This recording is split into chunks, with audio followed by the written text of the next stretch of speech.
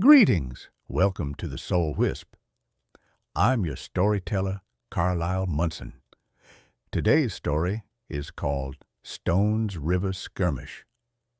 In the rolling hills of central Tennessee, 1863, where the land was stitched with stone walls and whispered of blood, two brothers, Caleb and Jonah Tate, found themselves torn apart by the war that split a nation. They'd grown up in a small farmhouse, sharing a loft bed, whittling sticks into toy soldiers, and racing barefoot through fields of clover. Caleb, the elder by 2 years, was steady, with hands made for mending fences.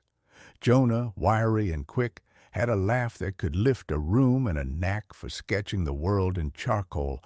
When the war came, their father, a quiet abolitionist, urged them to stay neutral to protect the farm. But Caleb, 22, felt a fire for the Union, for a country whole and free. He enlisted in the 5th Tennessee Infantry, blue coat heavy on his broad shoulders. Jonah, 20, saw the South's fight as one for their way of life, their land. He joined a Confederate regiment, the 11th Tennessee, gray cap tilted over his restless eyes. Their mother wept. Their father said nothing. The brothers parted without words, only a glance that held a lifetime. By spring, their regiments clashed near Stones River, a muddy, brutal fight under a sky like slate.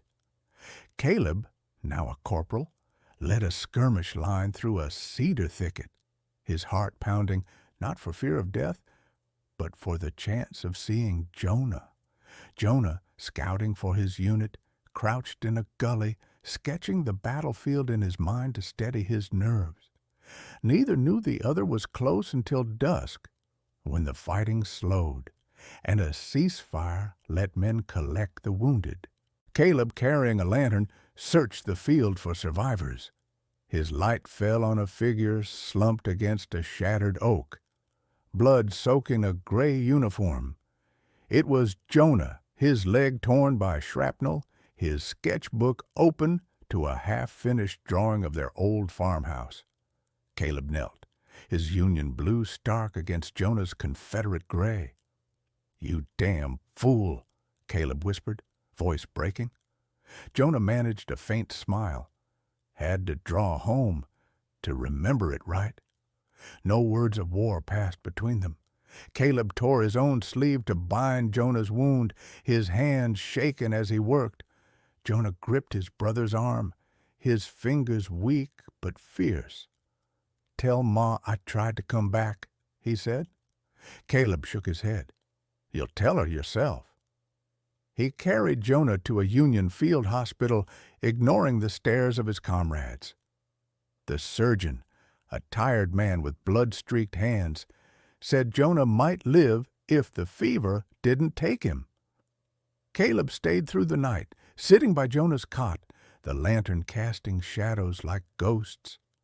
He didn't speak of sides, of north or south, only of their childhood, the time they stole apples from Widow Crane's orchard, the night they saw a comet streak the sky.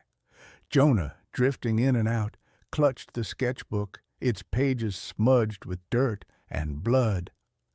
By dawn, his fever broke, and Caleb knew he'd have to leave. His unit was moving out, and Jonah would be a prisoner of war.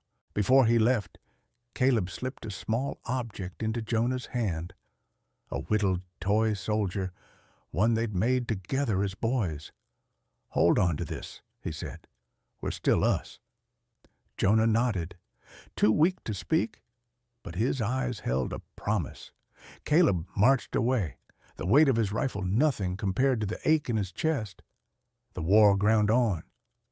Caleb survived, returning to the farm in '65, his hair gray and early, his hand still steady, but slower.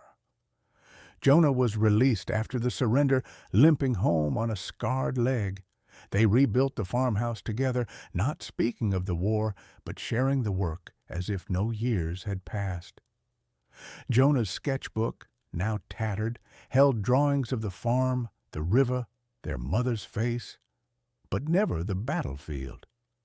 The toy soldier sat on the mantel, a quiet sentinel. The brothers never told their story.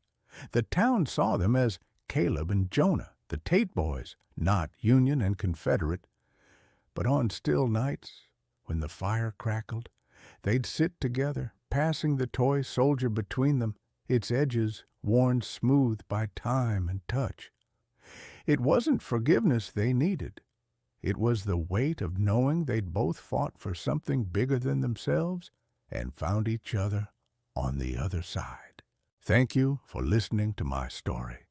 Till next time, may God smile on you and bless you.